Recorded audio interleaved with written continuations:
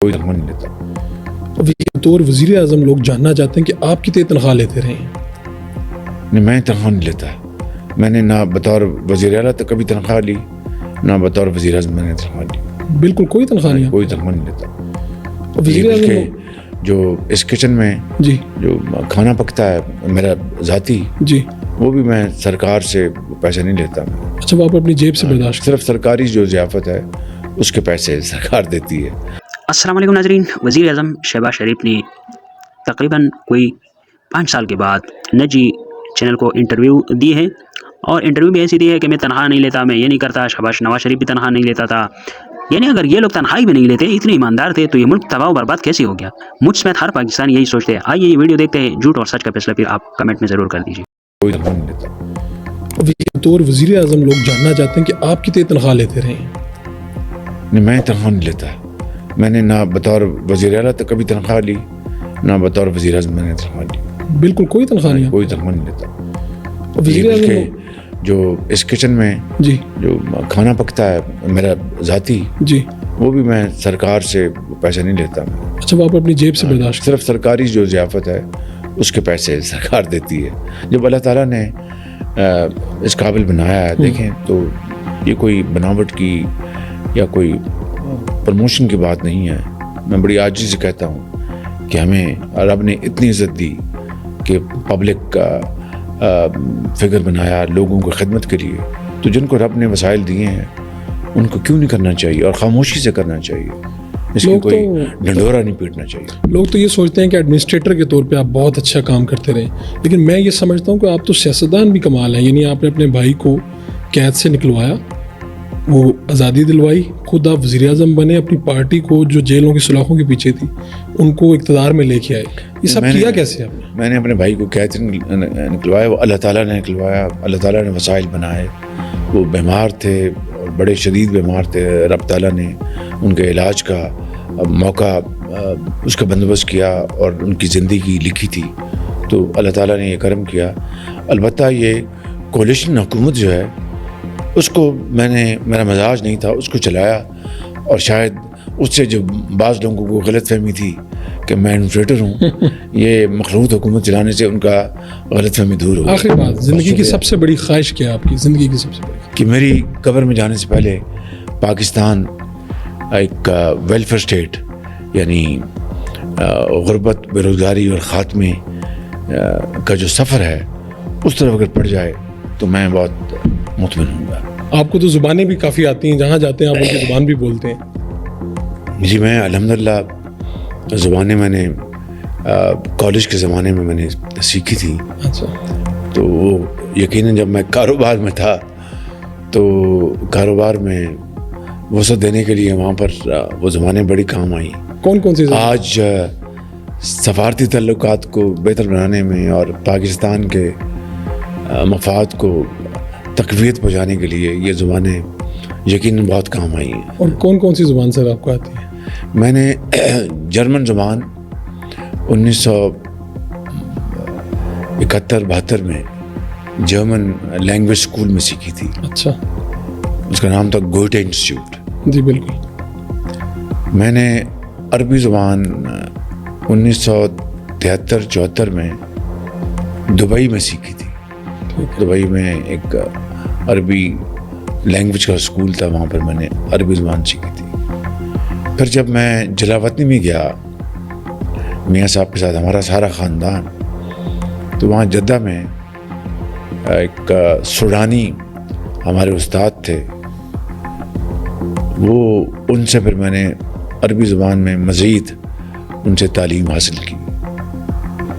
جو روسی زبان کا مجھے بہت تھوڑا سا ورکنگ نالج ہے، اس لیے جب میں کاروبار میں تھا تو رشیا میں بہت جایا کرتا تھا. تو روسی ہمارے فیکٹری میں آ کے کام بھی کرتے تھے، انجینئرز. تو ان کے ساتھ پھر مجھے یہاں پر بھی لاہور میں اپنی فیکٹری میں، اور تو اس سے پر ورکنگ نالج مجھے تھا. لیکن جو زبانیں میں نے جو سیکھی وہ لینگویج کورسز جو کیے وہ عربی اور جرمن کے. یہ آپ پہلے اپوزیشن لیڈر بنے، پھر 3 مرتبہ وزیر اعلیٰ، یہاں پہ بھی اپوزیشن لیڈر، پھر وزیر اعظم. تو یہ قدرت آپ کو پہلے مشکلات دیتی ہے اور پھر اقتدار دیتی ہے. آپ زندگی کے بارے میں کیا سوچتے ہیں کہ یہ کیا ہوتا ہے؟ پھول جو ہے وہ کانٹوں کے بغیر پیدا تو نہیں ہوتا. اس کی جو خوشبو ہے وہ تبھی مہکتی ہے پورے باغ کو، محلے کو، وہ جب وہ کانٹوں بھرے سفر سے گزرتا ہے. تو شاید یہی وجہ ہے کہ میں پہلے لیڈر دی اپوزیشن بنا، اور لیڈر دی اپوزیشن بننے سے پہلے میں جیل بھی گیا. تو یہ اللہ تعالیٰ کو ایسا منظور تھا، لیکن مشکلات کا سامنا کر کے صبر اور ہمت دینے والا اللہ تعالیٰ کی ذات ہے.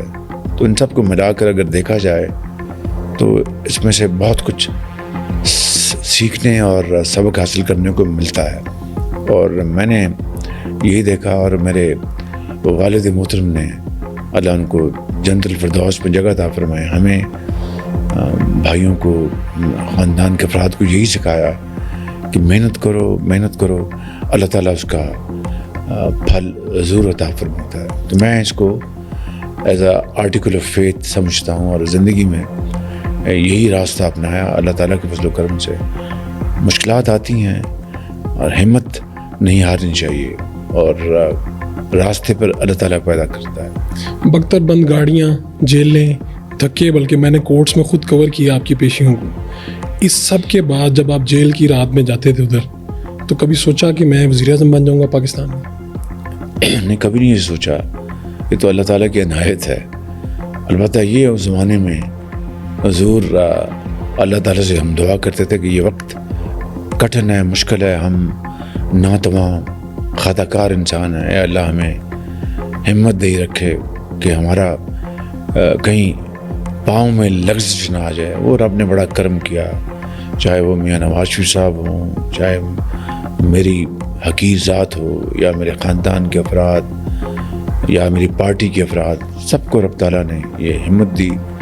اور چونکہ یہ سب بے گناہ تھے، ان سب نے پاکستان کی بڑی خدمت کی تھی، لہٰذا رب تعالیٰ نے ان سب کو بہت ہمت عطا فرمائی. اور ہم خدا کی ویڈیو آپ نے دیکھی، یقیناً بندہ حیران و پریشان ہوتا ہے کہ اتنے ایماندار لوگ جو اپنی تنخواہ بھی نہیں لیتے، پچھلے 4 دہائیوں سے حکومت میں ہے، کبھی پنجاب کے وزیر اعلیٰ، کبھی وزیر خزانہ، کبھی کیا، یعنی 45 سال سے زیادہ یہ لوگ اقتدار میں ہے اور اس سسٹم کا حصہ ہے.